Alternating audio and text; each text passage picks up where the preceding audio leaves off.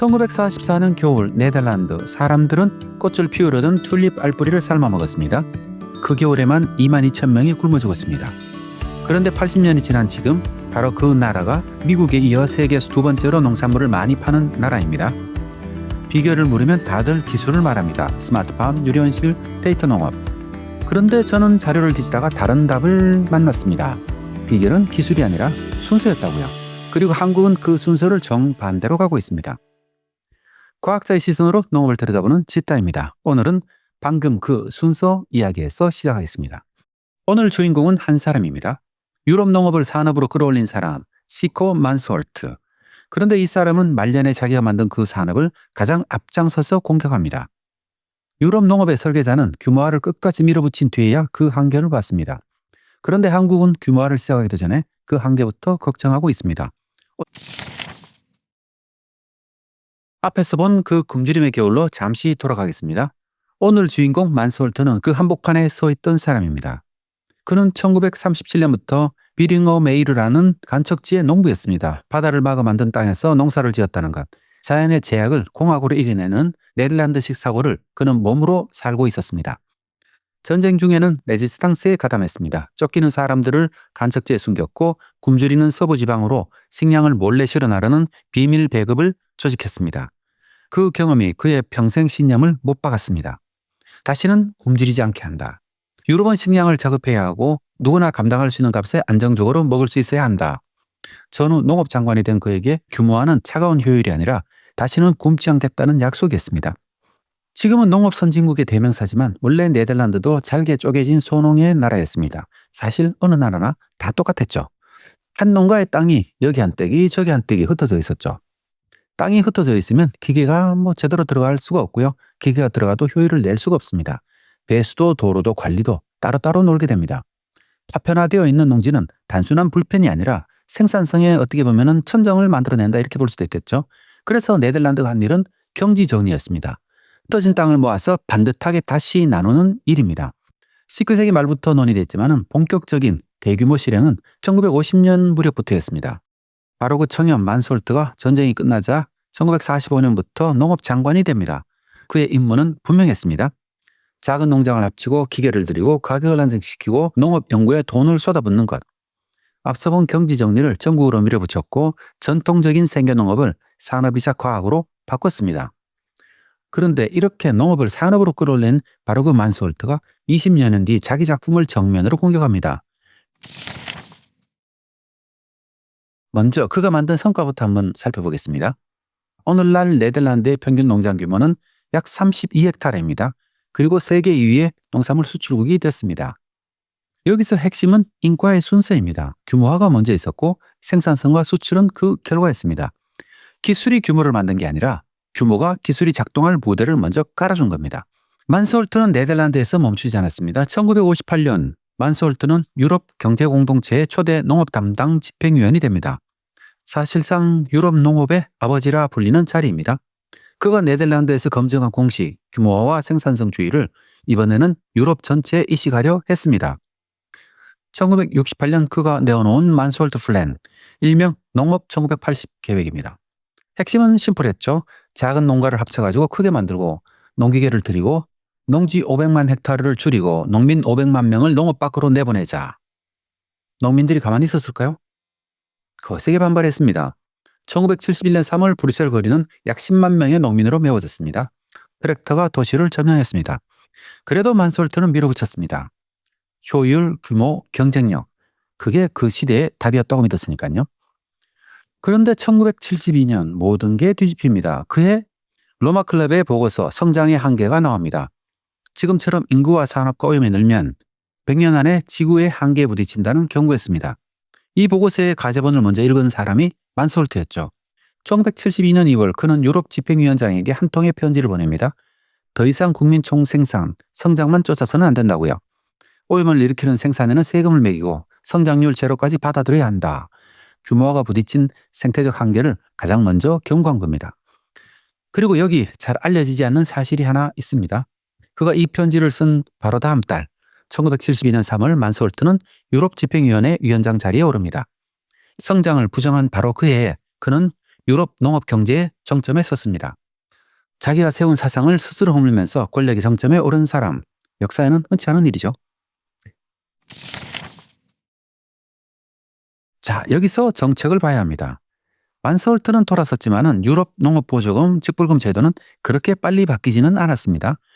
1992년 맥쉐리 개혁, 농지 면적과 가축 두수에 따라 가지고 돈을 주기 시작합니다. 쉽게 말해 땅이 넓을수록 보조금이 더 많아지는 구조입니다. 1990년대부터 2000년대까지 유럽의 직불금은 사실상 규모에 대한 보상이었습니다. 그러면 우리가 그렇게 강조하는 환경과 청년은 언제쯤 들어왔을까요? 놀랍게도 아주 최근입니다. 2023년부터 시행된 새로운 공동농업 정책 CAP라고 부르죠. 여기에 쓰야 직불 예산의 최소 25%를 환경 친화 농업, 이른바 에코스킴에 배정하도록 의무화했습니다. 청년 농에게도 헥타르당 추가 지원을 주고 대농에게는 상한을 두기 시작한 것도 이때부터입니다. 순서를 다시 한번 보시기 바랍니다. 유럽은 규모화를 먼저 했고 생산성을 얻었고 직불금으로 그 커진 땅에 수십 년간 돈을 얹었습니다. 환경과 청년은 본 예산의 한복판이 아니라 극소수의 재원으로 시작한 격가지였습니다. 그 격가지가 직불의 4분의 1을 차지하는 한복판으로 들어온 건 겨우 2023년이었습니다. 얼마 전이었죠. 한국의 첫 직불금은 1997년 경영 이항 직불제입니다. 그런데 재밌는 건 이 첫 직불금조차도 본래는 규모화를 위한 것이었습니다. 고령 농의 땅을 젊은 농가에게 넘겨가지고 규모를 키우자는 거였죠. 그런데 한국은 20여 년 뒤 규모는 끝내 키우지 못한 채 정반대로 돌았습니다. 유럽이 변두리에 둔 그 격가지에 우리는 더 주목했습니다. 1999년 친환경 직불 그리고 2020년의 공익직불제에서는 소농 정액과 땅이 클수록 단가가 내려가는 역진 설계를 아예 제도의 한복판에 놓았습니다. 규모화는 아직 시작도 못했다고 할 수 있는 1.5헥타르 구조 위에서 시작했습니다. 여기서 꼭 짚어야 할 게 있습니다. 한국에서 대농이라고 해봐야 3헥타르, 5헥타르 수준입니다. 유럽 기준으로 보면 여전히 소농입니다.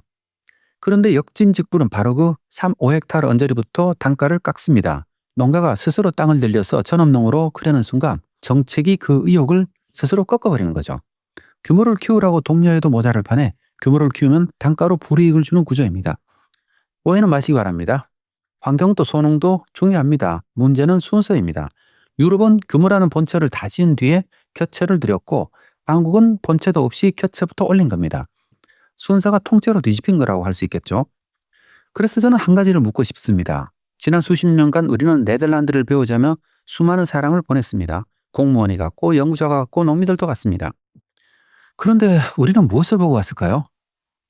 유료현실을 봤습니다. 스마트팜도 봤고요. 데이터와 로봇도 봤습니다. 다들 화려한 기술만 카메라에 담아왔습니다. 정작 그 모든 기술이 딛고선 바닥, 규모는 아무도 사진을 찍어 오지 않았습니다. 아니 어쩌면 보고도 못 본 척 했을지도 모르고요. 규모는 차갑고 불편하고 표를 잃는 이야기라고 할 수 있고요. 기술은 베껴올 수 있습니다. 온실도 센서도 시스템도 수입하면 됩니다. 하지만 순서는 수입되지 않습니다. 우리는 그 순서를 빼고 결과만 베껴온 거죠. 소수관 탈규모화가 제도 안에 그대로 박제된 이유입니다.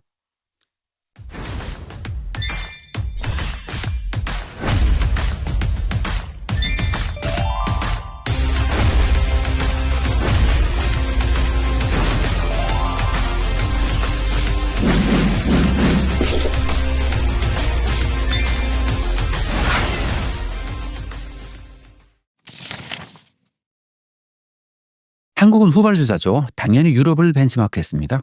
그런데 무엇을 가져왔을까요? 숫자부터 한번 보겠습니다. 한국 농가의 허당 평균 경지 면적은 1.56헥타르입니다. 네덜란드의 20분의 1입니다. 2헥타르 미만 농가가 87%고요. 1헥타르 미만 소농이 70%입니다. 규모화는 아직 시작도 제대로 안 한 단계라고 할 수 있겠죠. 그런데 우리는 무엇을 먼저 들여왔을까요? 소농을 지키자, 환경을 살리자, 농업의 다원적 가치를 보존하자. 하나하나 틀린 말이 아닙니다. 문제는 이 처방들이 원래 규모화 이후에 부작용을 줄이기 위한 정책이었다는 데 있습니다. 경제학에서 조수간 탈산업화라는 말이 있습니다. 영국과 미국은 충분히 부자가 된 뒤 제조업 비중을 줄였습니다. 그런데 오늘날 개발도상국들은 다릅니다. 부자가 되기 전에 제조업이 먼저 꺾입니다. 산업화의 사다리를 절반도 못 올랐는데 사다리가 먼저 치워지는 거죠. 그래서 로드릭은 이렇게 못 박습니다. 선진국이 부유함의 결과로 겪은 일을 개도국이 가난한 채로 원인 없이 겪으면 그건 성숙이 아니라 덫이라는 겁니다. 지금 한국 농업이 정확히 그 자리에 있습니다. 규모화에 의한 생산성을 손에 쥐기도 전에 탈규모화부터 시작한 겁니다. 그리고 제대로 시작도 안 한 규모화를 비판하는 게 당연시 됐습니다. 부유함의 결과여야 할 일을 우리는 가난한 채로 앞당겨서 두려운 셈입니다. 규모화라는 말이 차갑게 들리는 정서 저도 잘 압니다. 우리에게 농업은 산업이기 이전에 고향이고 공동체로 어떻게 보면 여겨왔으니까요. 그래서 소농보호와 다원적 가치는 따뜻하게 들리고 규모화를 이야기하면 냉정하게 들립니다. 저도 규모화를 얘기하지만은 내가 가끔 나쁜 사람인가 이런 생각도 가끔 하거든요. 하지만 한 가지는 짚어야 됩니다. 따뜻한 말이 늘 옳은 구조를 만드는 것은 아니라는 걸요. 그러면 그 순서가 왜 그렇게 중요할까요? 규모 없이는 기술이 작동하지 않기 때문입니다. 많은 연구들에서 일관되게 말하는 게 있습니다. 농장 규모와 기계화 수준 사이에는 거의 보편적으로 양의 상관관계가 있다고요. 이유는 단순합니다. 트랙터든 자동화 설비든 스마트팜이든 기술은 굉장히 큰 고정 비용이 들어갑니다. 그 비용을 넓은 면적에 이렇게 펼쳐야 단위 면적 땅 단가가 내려갑니다. 1.5헥타르에서는 그 계산이 서지 않습니다. 물론 반론도 있습니다. 규모에 맞춘 적정 기계화로 소농도 일부 효과를 볼 수 있다는 연구도 있습니다. 공정하게 이것도 인정하고 가야 되겠죠. 하지만 산업 단위의 기술 도약은 다른 이야기입니다. R&D에 돈을 쏟고 스마트팜을 보급해도 그것을 받아낼 규모라는 바닥이 없으면 기술 정책은 그냥 공회전일 뿐입니다.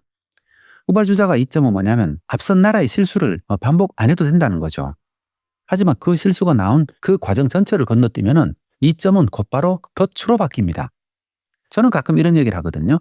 우리가 이제 외국을 볼 때는 전체가 완성된 그림을 보잖아요. 그러니까 순서를 보지 않습니다. 그 산업이 어떤 순서로 만들어졌는지를 보지 않습니다. 최종적인 모습만 보는 거죠. 직접 농사를 짓는 분들은 아마도 첨단 시설이 굉장히 부러워 보일 겁니다. 하지만 산업이라는 거는 그렇게 하나씩 만들어지지 않습니다. 한 국가의 산업이라는 거는 하나하나씩 이렇게 순서에 맞춰서 빌드업 되는 것이죠. 그런데 가끔 이제 우리나라 농업계를 보고 있으면은 바둑을 둘 줄 안다고 우리가 다 프로가 됐다고 이렇게 생각하는 것 같아요. 하지만 결정하는 건 뭘까요? 프로와 아마를 결정하는 것. 결국 순서죠. 어떤 지점에 어떤 도를 넣느냐 순서가 결정합니다. 우리가 네덜란드를 닮고 싶으면은 네덜란드가 하고 있는 지금 현재의 모습을 볼 게 아니고 네덜란드는 어떤 과정을 거쳐서 지금 이르렀는가 그 순서를 자세하게 좀 들여다봐야 된다는 거죠. 만스홀트는 규모를 끝까지 밀어붙인 뒤에야 한계를 봤습니다. 유럽조차 환경과 청년은 수십 년이 지나 맨 마지막에 붙었습니다. 그런데 한국은 그 마지막 페이지부터 펼치고 있고요. 규모화의 문제를 아는 것하고 규모화 자체를 포기하는 것은 전혀 다른 일입니다. 만스홀트는 규모화와 생산성의 상관관계를 알았고요. 많은 농민들의 반대가 있었지만 포기하지 않았습니다. 우리는 시작도 하기 전에 포기부터 배운 건 아닌지 한국 농업의 미래는 이 인식의 덫에서 벗어날 수 있느냐에 어쩌면 달려있는 게 아닌가 그런 생각도 합니다. 오늘은 순서를 이야기했습니다. 그러면 한국과 일본은 1980년대, 90년대 왜 길이 서로 갈렸을까? 규모화의 또 다른 갈림길 이야기를 다음 영상에서 자세하게 이어가겠습니다. 과학으로 농업을 보는 지따였습니다. 고맙습니다. 2026년 농식품 테크 스타트업 창업 박람회가 7월 15일부터 17일까지 사흘간 코엑스 3층 10월에서 열립니다. 한국 농업의 미래를 책임질 다양한 스타트업과 최신 농업 기술을 한자리에서 만날 수 있습니다. 많은 분들이 참여해서 한국 농업의 내일을 직접 확인하실 기회를 가지시길 바랍니다.